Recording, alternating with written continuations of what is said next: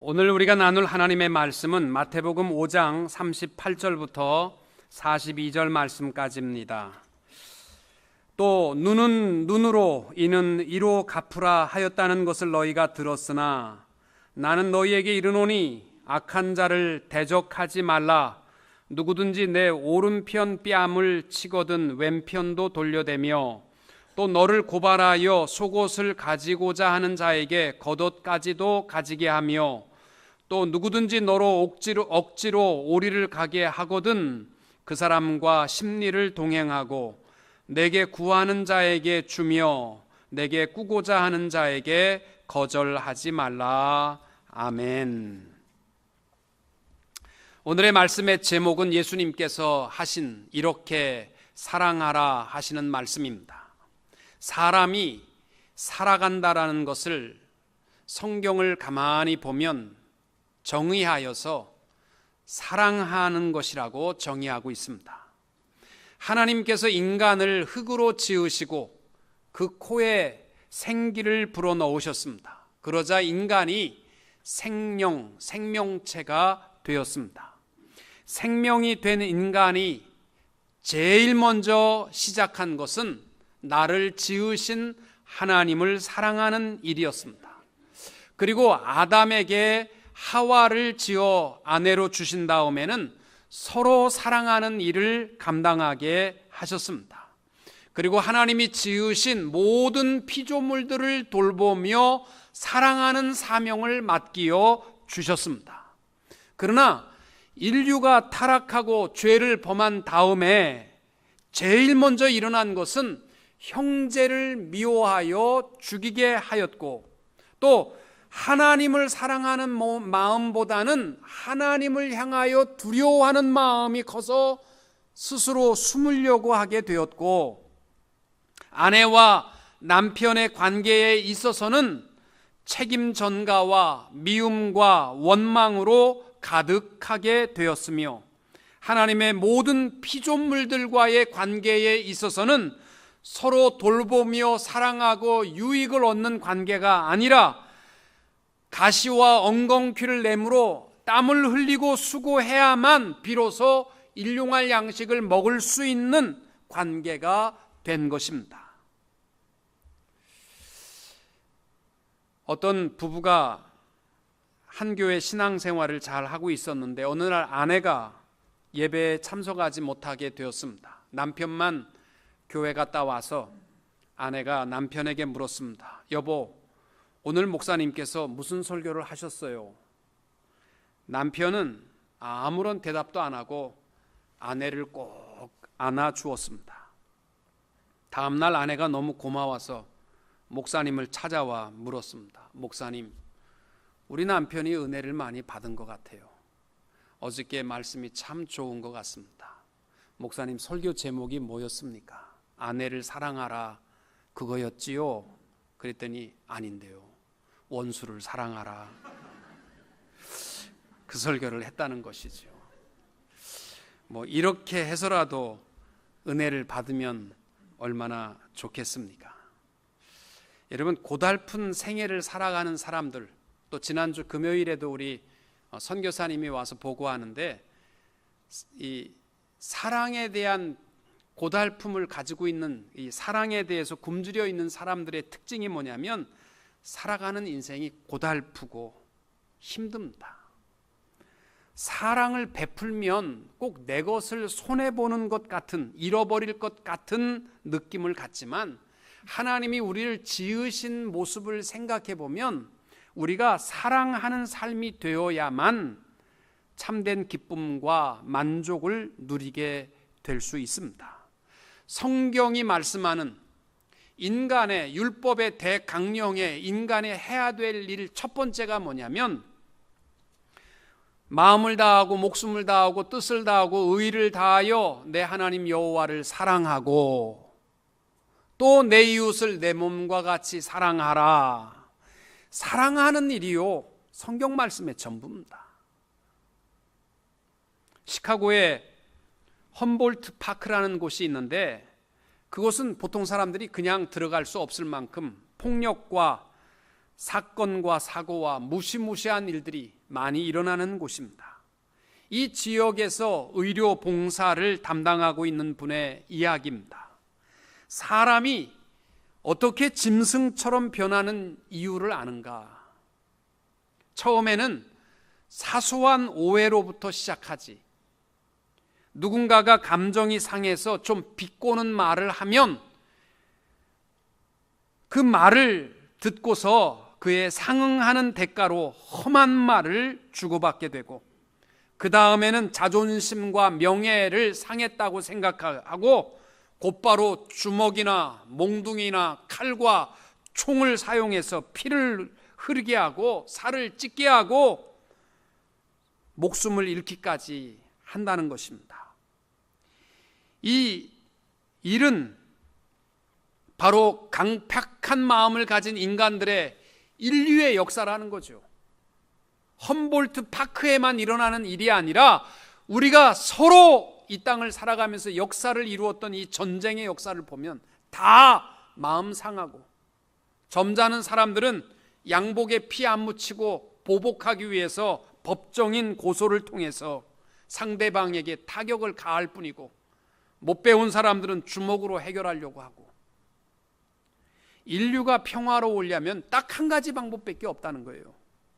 마음의 미움과 이기심의 사슬을 끊고 예수님의 사랑으로 서로 돌보게 될 때에 아름다운 풍성한 축복을 우리 모두가 누리게 될 줄로 믿습니다. 오늘 말씀에 예수님께서 제자들에게 파격적인 사랑의 구체적인 예를 3가지로 말씀하셨습니다. 물론 제자들은 자기 나름대로 사랑에 대한 개념과 사랑에 대한 정의를 분명하게 갖고 있었습니다. 그러나 예수님께서 그들에게 전한 이 3가지 예는요, 깜짝 놀랄 만한 이야기였습니다. 우리 나름대로 우리들도 사랑에 대한 기준을 다 가지고 있습니다. 우리 사랑은요, 말하기는 쉽지만 실천하는 것은 정말 어려운 것입니다. 시간을 내든지 물질을 내든지 우리가 헌신을 하지 아니하면, 희생을 하지 아니하면 이룰 수 없는 것이 사랑입니다. 하나님이 우리를 이처럼 사랑하셨다라는 그 사랑의 표현 안에는 말씀이 이루어진 것이 아니라 독생자 예수 그리스도를 이 땅 위에 보내어 십자가에 죽게 하시기까지 희생을 통해서 우리를 사랑하신 줄로 믿습니다. 오늘날 우리가 대하는 책이나 매스컴이나 교육을 통해서 끊임없이 우리가 쇠뇌받고 속고 있는 것이 있습니다. 이 땅 위에 가장 중요한 것은 우리 자신이라는 것, 자신을 가꾸어야만 한다는 것, 남에게 시간을 빼앗기지 말라는 것, 정력을 아껴두고 물질을 아껴두었다가 여가 시간을 내 자신의 행복을 위해서 마음껏 사용하라는 것, 그래야만 행복할 수 있다는 것, 머리를 쓰고 아껴 써야지만 노후에 행복하게 살 수 있다, 이렇게 우리에게 행복의 비결을 쇠뇌시키고 있습니다. 그러나 성경이 말씀하는 행복의 비결은 거기에 있지 않습니다. 사랑하는 자만이 자유할 수 있고 사랑하는 자만이 행복할 수 있다는 것입니다.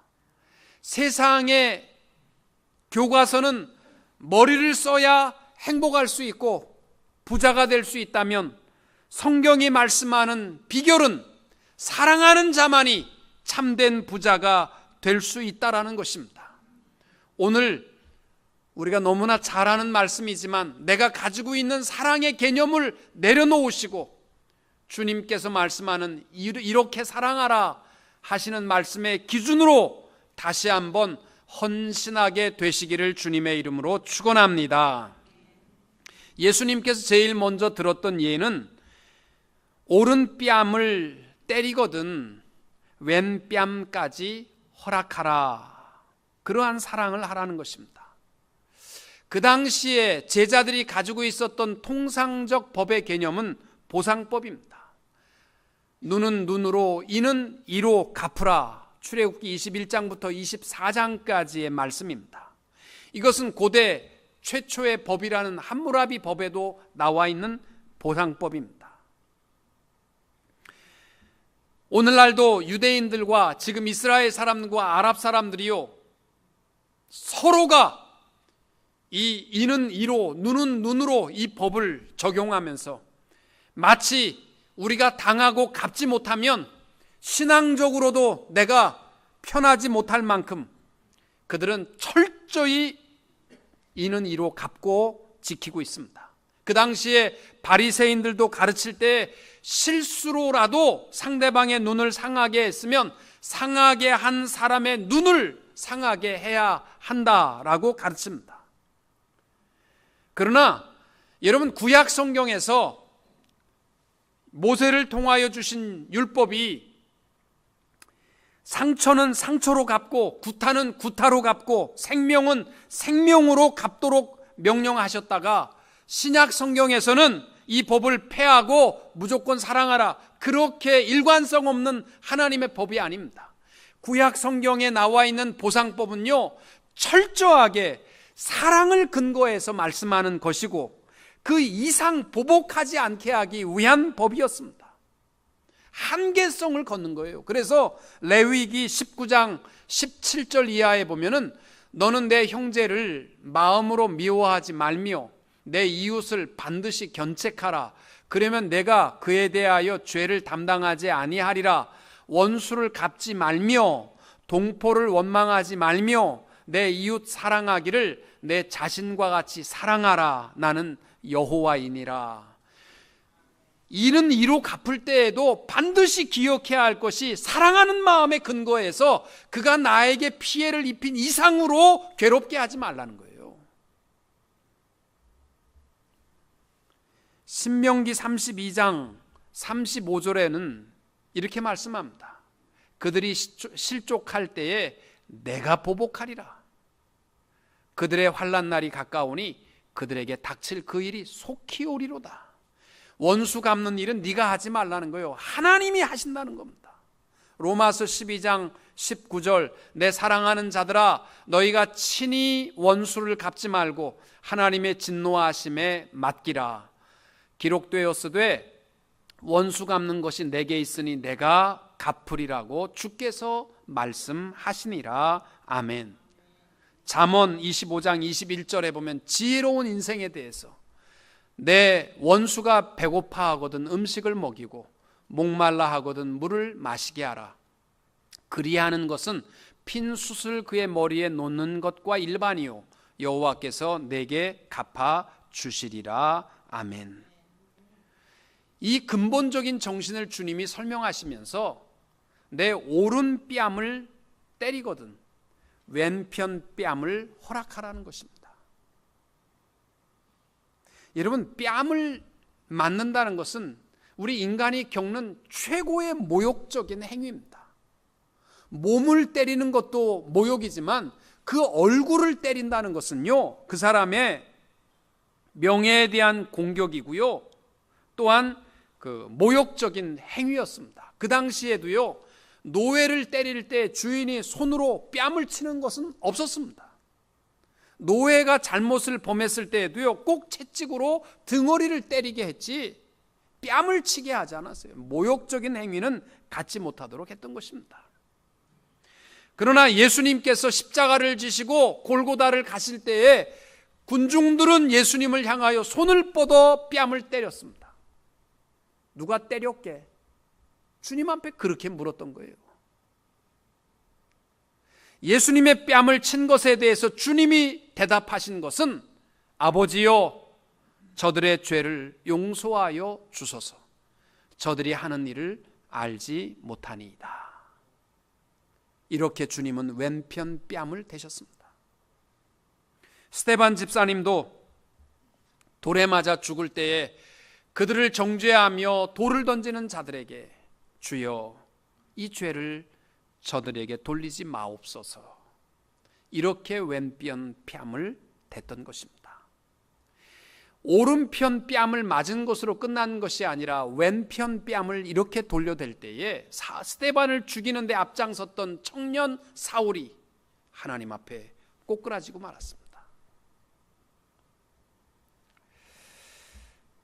프랑스의 화가인 조르주 루오의 판화 작품 가운데 의인은 향나무처럼 자신을 치는 도끼에 향을 바른다, 이런 작품이 있습니다. 제목이 굉장히 길어요. 의인은 향나무처럼 자신을 치는 도끼에 향을 바른다. 무슨 뜻이냐면 향나무는 도끼로 그를 패서 죽일지라도 그 도끼의 날에 향의 냄새를 배게 하는 역할을 한다는 것입니다. 사랑하는 성도 여러분, 왼편 뺨을 댈 이유가 있어요. 왜냐하면 보복하는 것은, 원수 갚는 것은 불꽃과 같은 하나님께서 살아 역사하시고 계시는 분이시기 때문에 원수 갚는 일은 하나님 앞에 맡기고 나는 기꺼이 왼편 뺨을 대라는 것입니다. 여러분, 영국의 뉴캐슬 대학 연구팀이 사람의 심리를 연구하면서 이렇게 했답니다. 식당을 열고 밥을 대접하고 나갈 때는 자율 계산대를 만든 거예요. 먹은 것만큼 자기가 돈 내고 나가게 한 겁니다. 그리고 자율 계산대 위에다가 사람의 부릅뜬 눈을 사진 찍어서 그림으로 붙여놨어요. 그리고 연구했고, 한 번은 눈을 빼고 거기다가 이쁜 꽃 한 다발을 사진으로 걸어놓고 계산을 하게 했습니다. 어떤 게 돈이 많이 거쳤을 것 같아요? 부릅뜬 눈을 보고는요 2.8배가 더 거쳤답니다.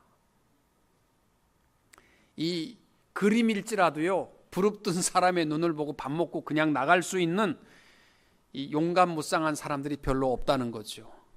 여러분, 우리 하나님이 돌아가셨다면 내가 원수 갚아야지요.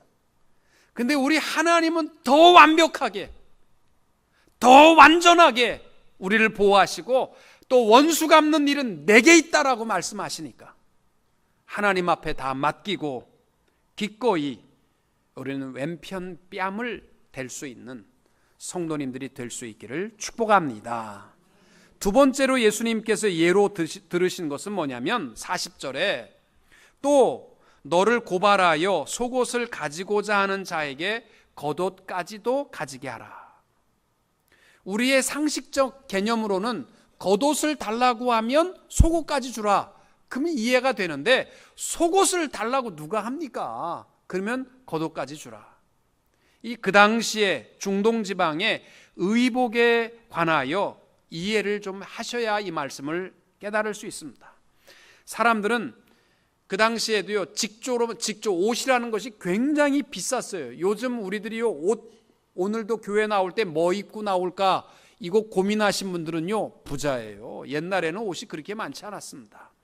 보통 속옷이라고 말하는 것은 언더웨어를 말하는 게 아니고 평상시에 우리가 입고 생활하는 옷은 늘 갈아입어야 되기 때문에 보통 두세 벌은 가지고 있었습니다. 그러나 겉옷은 무겁고 따뜻하고 성글게 짠 옷으로 이불 대용으로 사용하는 대개 한 사람이 한 벌밖에 없었어요. 캘리포니아 날씨도 지중해성 기후이기 때문에 우리는 잘 이해합니다. 낮에 아무리 더웠다고도요 저녁 때 해만 지면은요 추운 게 이 지중해성 기후거든요. 그래서 그 당시에 집 없이 살아가는 베두인들은요 이 겉옷이 없으면 그날 밤에 얼어 죽었습니다.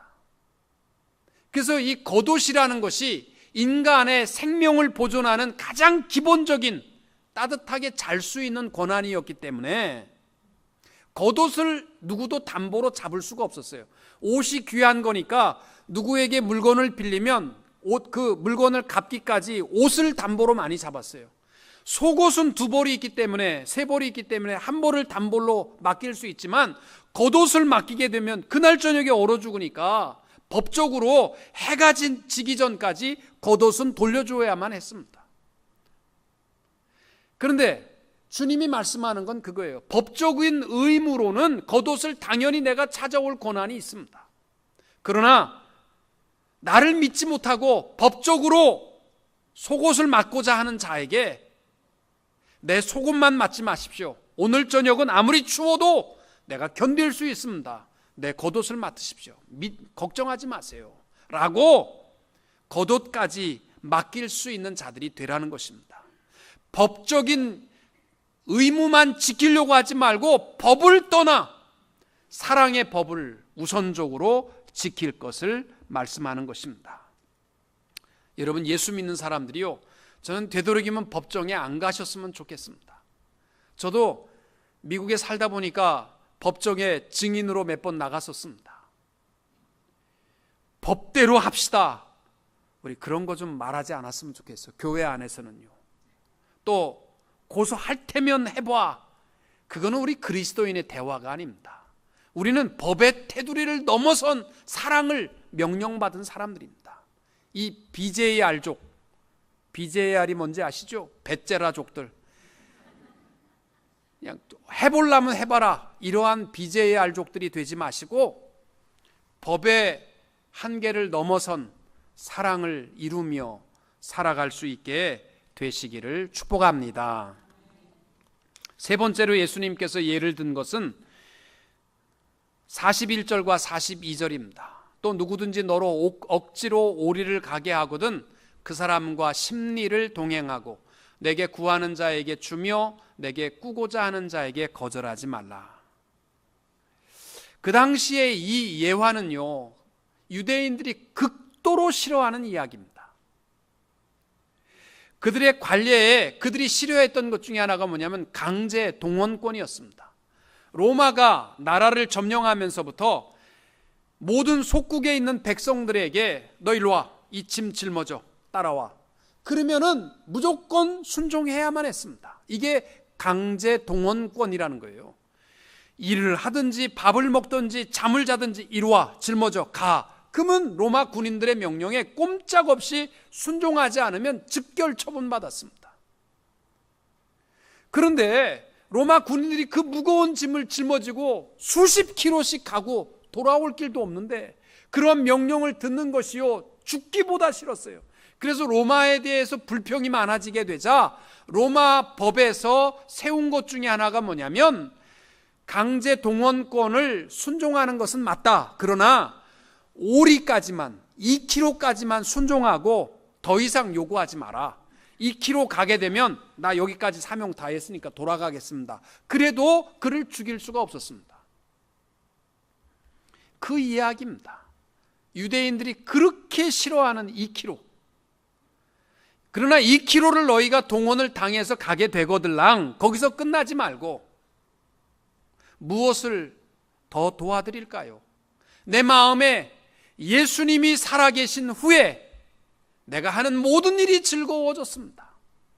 군인 아저씨도 하나님이 보실 때에는 너무나 귀중한 분이십니다. 내가 오리까지 왔는데 오리를 더 가드릴까요? 이렇게 여분의 엑스트라 일을 요청하게 될 때 거기에 힘이 있고 거기에 감동이 있고 거기에 세상이 변화시키는 역사가 이루어진다는 거예요. 우리 이민 생활 하시는 우리 교회도 그런 분 많아요. 처음에 미국에 이민 와서 남의 가게에서 일할 때 월급 받은 것만큼만 일하신 분들은요, 끝까지 월급 생활하고 끝났고, 남의 집에서 일할 때 월급 이외에 정말 사랑하며 남들이 하기 싫어하는 일을 더 하고 조금 더 일찍 가서 일하고 늦게까지 정리하고 그렇게 열심히 일하면요, 주인이 리타이어 할 때는 그 사람을 불러다가 당신이 이 가게 인수해라. 그래서 한 사람들이 얼마나 많아요. 그게 어떤 차이냐면요, 의무로 감당했던 일 이외에 여분의 일이에요. 엑스트라 일, 오리를 더 감당하게 될 때 거기에 신비한 힘이 있다라는 것입니다. 우리 노회 안에 목사님 한 분이 이런 얘기를 하세요. 자기가 미국에 이민 올 때가 고3이었답니다. 남들은 열심히 코피나게 대학 가기 위해서 공부하는데 자기는 고3 때 이민 가기 위해서 자퇴서를 딱 써서 선생님, 나 학교 그만 다닙니다. 고3 때 놓고 나왔습니다. 그래 얼마나 친구들이 부럽겠어요. 미국이라는 것은요, 뭐 아프가니스탄이라도 그때 공부 안 하고 갈 수 있다면 얼마나 좋겠습니까? 딱 사표를 이 자퇴서를 내고 나오는데 그 같이 공부했던 친구들이 다 친구가 떠나니까 아쉽지만 고3이니까 다 바쁘잖아요. 그래서 다 잘 가라고 인사를 했는데 딱 한 친구만 같이 나와서 바로 앞에 있는 정거장에서 버스를 타도 되는데 내정거장을 함께 걸으면서 이야기를 했답니다. 친구야, 미국 가거들랑 예수 잘 믿어야 된다. 친구야, 미국 험하다는데 너 꼭 하나님이 너와 함께 할 테니까 너 예수 잘 믿어라. 그리고 우리 서로 연락하자. 힘들고 어렵거들랑 우리 서로 위해서 기도해 줄 테니까 서로 연락하자. 그렇게 헤어진 친구는요, 그 많은 친구 중에서 잊을 수가 없었대요. 그 친구가 누구냐면 접니다. 저는 잊어버렸어요. 근데 그 친구가 내가 고3 때 내정거장을 함께 걸으면서 그렇게 얘기했는데 자기가 미국에 와서 힘들고 어려울 때마다 내 생각을 했다는 거예요. 지금 한 노회 안에 목사입니다. 여러분, 감동은요, 함께 하는 데 있습니다. 제가 어느 신앙 수필에서 읽은 이야기입니다. 어느 남편이 아내와 어린 자녀를 버리고 다른 여자와 도망을 가서 그 아내는 혼자 젊은 날부터 죽도록 고생을 하면서 아이들을 키웠습니다. 그런데 아이들을 다 훌륭한 대학을 마치게 죽을 고생을 하면서 도왔습니다. 그리고 교회 안에서도 신앙생활을 잘 감당해서 권사의 직분도 받고 충성스럽게 봉사하는 신앙의 여성도였습니다. 그런데 조금 살만하고 자녀들이 좋은 직장을 얻고 나니까 50이 조금 넘었는데 신부전 합병증으로 임종을 맞게 되었습니다. 목사님이 그 집을 신방하여서 함께 마지막 임종에 대한 예배를 드리고 있는데 젊었을 때 도망갔던 남편이 찾아온 거예요. 자기 버렸던 아내가 죽어간다는 소식을 듣고 왔습니다. 여러분 같으면 용서가 되겠습니까? 눈도 못 뜨는 권사님이 그 남자의 소리를 듣게 되자 꼴도 보기 싫다. 썩 없어져라. 들어오지도 마라. 그런데 목사님의 권고의 말씀을 듣고 내가 남편을 용서하겠습니다. 그렇게 하고 숨을 거두었습니다. 참 슬픈 이야기죠. 근데 목사님의 마음에는 한 가지 의문이 생긴 거예요. 왜 저 죄 지은 사람은 저렇게 싱싱하게 지금도 멀쩡히 살아서 저렇게 살아가는데 죽도록 고생한 사람, 그것도 하나님만 의지하고 죽도록 고생하고 자녀 키운 사람, 이제 살만한데 하나님이 데려가시면 공평하신 하나님 맞는가? 이게 목사님의 생각 속에 의문이 안 풀리는 거예요. 그런데 조용히 기도하는데 하나님께서 자기에게 들려주셨답니다. 죄 지은 사람의 죄보다 믿는 사람이 그 사람의 죄를 용서해 주지 못하는 죄가 더 크다. 죄 지은 사람보다 예수 믿는다고 하는 사람이 그 사람을 용서하지 못하는 죄가 더 크다. 이렇게 보면요, 우리 예수 믿는 사람들이 용서라는 것이요, 남을 위한 거 아니에요. 나 자신의 행복을 위해서, 축복을 위해서 반드시 필요한 것이 용서라는 것입니다. 여러분, 오늘 예배를 드리시면서 내가 아무리 착한 일을 많이 했다 할지라도요, 용서하지 못한 죄는 용납받을 수 없습니다. 마태복음 5장 46절과 47절은 저는 참 좋아합니다. 너희가 너희를 사랑하는 자를 사랑하면 무슨 상이 있으리요? 세리도 이같이 아니하느냐? 또 너희가 너희 형제에게만 무난하면 남보다 더하는 것이 무엇이냐? 이방인들도 이같이 아니하느냐? 여러분, 나 사랑하는 사람 사랑하는 것은요, 살인자도 할 수 있고 사기꾼도 할 수 있고요, 흉악한 범죄자도 자기 사랑하는 사람은 사랑합니다. 서로 무난하고 인사하는 거요, 얼마든지 장기도 죄인도 세리도 그거 다 한다는 거예요.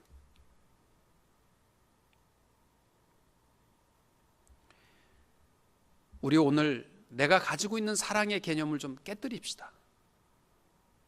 요만한 일에도 분노와 미움을 참지 못해 하는 우리의 모습이 얼마나 하나님이 보실 때에는 부끄러운 모습인지 모릅니다.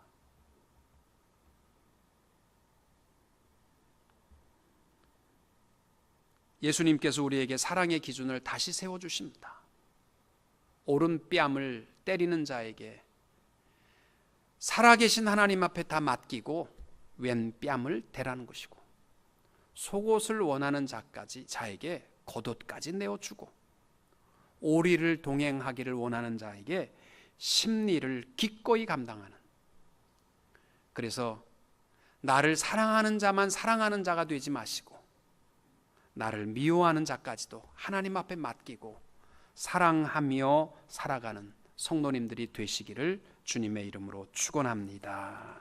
기도하겠습니다.